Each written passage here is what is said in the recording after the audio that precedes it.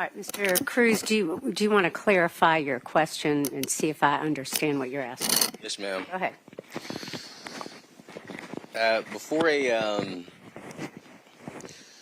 Before our trial, I filed residual hearsay motions. The Honorable Court entered an order stating that I could not ask any witness anything about what Ms. Baker told them until, I believe you prefaced it on, depending on what Chris Melton's testimony was. You said you would make a ruling after, I'm going to paraphrase, you would make a ruling once Chris Melton testified. You instructed me that in opening, I could not mention anything that Ms. Baker may have said to anyone. And as you know, in opening yesterday, I was held in contempt for making a statement that Chris Melton made that the Honorable Courts, that Mr. Yalamachili asked for, and the Honorable Court granted, saying that I violated Rule 412 based on me stating that Mr. Melton stated she must have been with someone else when he was told that somebody else's DNA was found after he knew for 25 years somebody else's DNA was, or at least he was told DNA was present. Based on yesterday, I said, well, look, I need to be conservative. I don't want to offend the court in any way. I don't want the court to think I'm doing anything intentional when I'm not. So I assumed that Ahmad don't speak on anything regarding Tara Baker's statements until the Honorable Court makes a ruling. However, Mr. Yalamachili just asked Ms. Lunstein, based on what Tara Baker told you, what is your impression of the relationship? And I looked at the Honorable Court to see if the Honorable Court was going to say anything. Nothing was said. So that's why I came to the bench to just get clarity. And the only thing I want to do, Your Honor, I just don't want to offend you. I don't want to offend you. Yesterday, I got held in contempt, and I didn't even realize that I was doing something that was improper. So I'm trying to make sure I'm walking on eggshells for Your Honor. I'm trying to make sure I do everything right for Your Honor. So I just want clarity that if that question is okay based on the court's order. That's the only thing I want clarity on. Can I ask witnesses based on what Ms. Baker told them, what is their impression of the relationship with Chris Melton and Ms. Baker? All right, Mr. Cruz, you are mischaracterizing the court's order completely. Yesterday's moments were based on a ruling that the court made on January 21st with regard to the state's appropriate filing of a 412 motion. And we've said this, we've discussed this over and over again, and the court has noted over and over again that the defense did not file a 412 motion. The defense only acknowledged in open court to the state, with regard to their motion, that the only person that they would introduce or attempt to introduce evidence for with regard to any exception for 412 was Mr. Melton. And we've discussed over and over again the fact that should the defense wish to attempt to introduce evidence other than Mr. Melton, that a proper motion had to be filed. We've talked about that over and over again. Yesterday, I made a finding that you first attempted to circumnavigate that policy, that procedure, by insinuating certain things in your opening. The state made an objection. I sustained it. And I had a pretty lengthy discussion with counsel outside the presence of the jury, warning counsel not to do that. When you did it again, the state made an objection. I sent the jury out, and that's when I made a finding of contempt after allowing you certainly to explain yourself. And I found that that was a violation of the court's order with regard to 412. And so your characterization for the court about what you're allowed to say and what you're not allowed to say is not, does not comport with what happened yesterday. The motion that you filed, notice of intention to introduce residual hearsay testimony, is in relation to certain statements that you are asking the court to admit. They are pending. And they are pending because I made, and you appropriately said this, it will depend on how the evidence unfolds. And we will take up these motions again if necessary as the case proceeds. But there is nothing improper in the way that Mr. Yellowman-Chili asked that question. And it has nothing to do with 412. It doesn't have anything to do with my prohibition that I gave the defense. I think the insinuation that the court is being unfair and allowing one side to do something and the other side not to do something is absolutely mischaracterizing my order. And so I'm responding to your comments, Mr. Cruz. If you have an objection to the state's questions, you certainly may present it right now, and I will make a ruling. This is the situation the defense is in. I am handcuffed. Being held in contempt is a very severe sanction against an attorney. It is very severe. So what I have to navigate is being respectful to the court, also following the law, but most importantly, following the court's orders. The state, they have no prohibitions on him. I can't argue consent. The court has said, well, you can't say anything about consent in regards to the DNA. Mr. Yellowman-Chili, who got up yesterday and said, oh, Mr. Cruz is so disingenuous. This prosecution is disingenuous. This guy is innocent. The evidence will show he's clearly innocent. So, but I won't go there. But we have restrictions. We have restrictions on us that the state does not have. So what I have to do, because I've been held in contempt, is I have to make sure I don't do anything that'll surprise me like it did yesterday. Okay. So Mr. Cruz, I would like to respond this way. Your characterization of being handcuffed, so you speak, is very unfortunate. And I think that is an unfortunate way to address the fact that the only reason that we're having this discussion is because you have not filed the appropriate motions for the court to take up. And the ruling that the court made about whether the defense can introduce a defense of consent and other things that you mentioned are because, and we have talked about this many times, that you have failed to file the proper motions. Because when you file the proper motions, the court will hear argument as to whether your motions are appropriate, as to whether the evidence you are seeking to admit is admissible. And if that is not done, then what you're seeking to admit is not allowed. And that is just the law. And so to characterize the court's allowing one party to do things and the other side being, in your words, handcuffed is not accurate. It is misleading.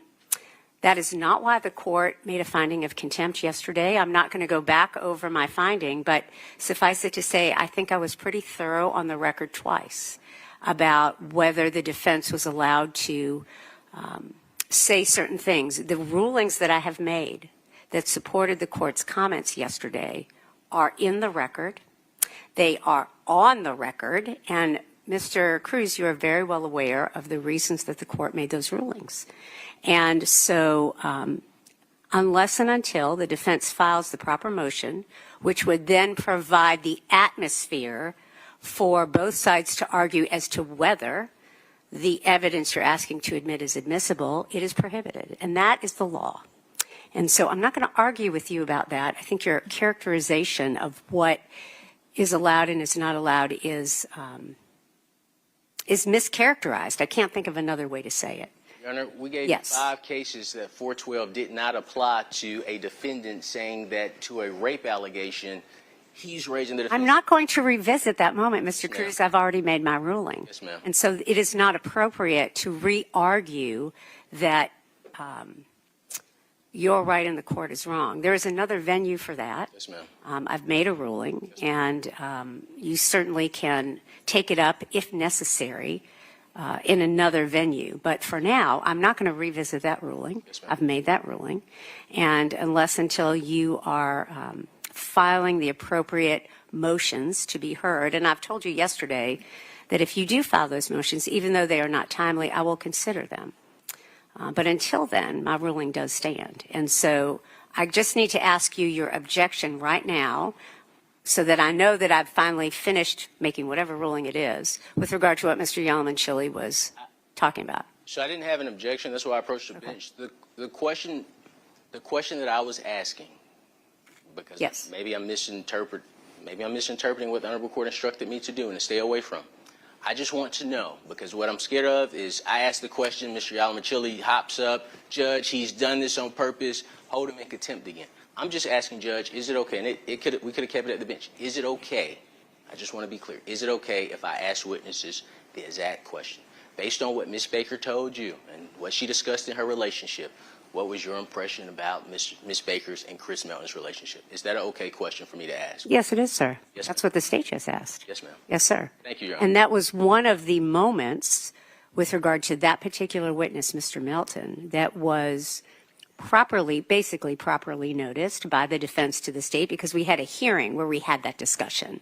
And so even though that notice was an oral notice as opposed to a written motion, we had that discussion in court. My ruling on the 21st was based on that acknowledgement by the defense to the state in proper form. So yes, sir. The answer to your question is yes. Mr. Yalamanchili, did you want to respond at all? I've been talking with Mr. Cruz. You're the other party. If you'd like to make a response, you may. And then, Mr. Cruz, you'll have the last word. Go ahead. Thank you, Your Honor. As the court said, the issue Mr. Cruz actually raised at the bench where the discussion started had nothing to do with 412. The court's already said we're not revisiting the long discussions. The court's reviewed all the cases, made its ruling in accordance with the laws of the state of Georgia. I just want to, I guess, establish for purposes of the record that Mr. Cruz filed a notice of intent to introduce residual hearsay statements. So asking to actually elicit hearsay from witnesses. The court withheld its ruling. I do want to say that at least, and I don't have the transcript in front of me, but I think Mr. Cruz has misconstrued the court's order as it related to that, which was we are going to hold rulings on this notice until such time as there has been testimony from the witness and some of the predicate requirements may be met about truthfulness, and then the court, obviously it will be in your discretion even to admit or deny the introduction of those statements. But I just want to establish for the record, the state did not elicit any hearsay statement regarding Ms. Baker saying what it was about the relationship. We established foundation that this is a person who had discussions with Ms. Baker about her relationship, and we laid a foundation that they had a close and trusted friendship, and then just asked her about her impressions of their relationship. So I just want to make that clear for the record. And I think that's an important distinction. So, Mr. Cruz, with regard to your question, let's go back to your question. Your question about eliciting information about the witness's impression of any status of relationship between Ms. Baker and Mr. Melton is certainly permissible. The state just asked it. The defense can ask the same thing. What neither party can do right now is elicit hearsay testimony. And let me just rephrase so we're on the same page. Because sometimes these things can get very technical, and I want to make sure that all parties are on the same page, and that is this.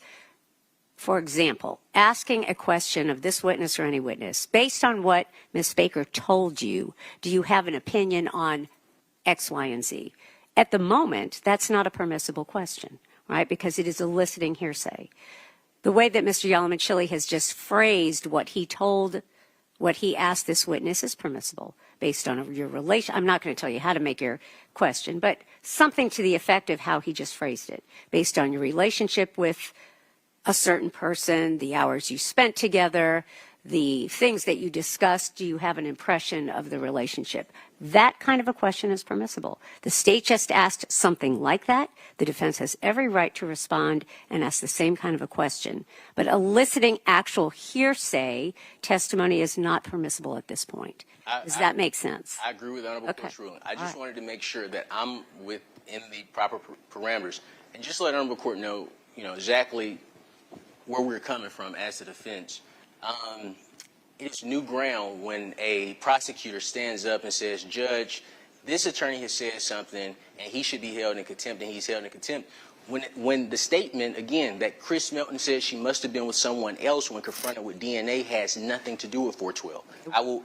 I am very familiar with the 412 statute. That has nothing to do with 412. We're not.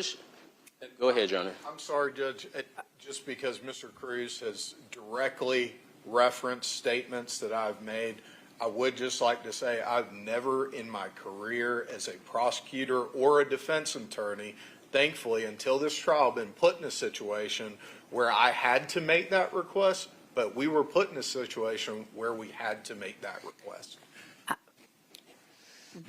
For both parties, I'm not going to relitigate the moment where I've held you in contempt, Mr. Cruz. Yes, ma'am.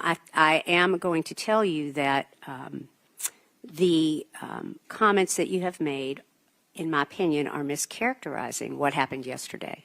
I'm not relitigating that moment. Yes, ma'am. I'm going to ask that all parties move on. Yes, ma'am. It is 5 after 12. I'm instructing both parties not to violate my ruling on 412. If there is a motion filed, even though it is untimely, I will consider it. But other than that, we need to move along. So is there anything else, Mr. Cruz, you would like to ask the court? No, ma'am. All right. Thank you. Your Honor. Yes. Just to let you know, I am walking on eggshells. So if I have concerns about something, I'll just ask to approach the bench. It doesn't even have to be on the record. I just want to make sure I don't violate anything that the Honorable Court puts in place. Well, Mr. Cruz, I'm sorry to hear that. Yes, ma'am. I don't know that walking on eggshells is a fair representation of what happened yesterday. I think the appropriate response should be to review the court's rulings and just recognize what they are and not violate them. Yes, ma'am. All right, thank you. If you'll bring the jury up, please. Thank you.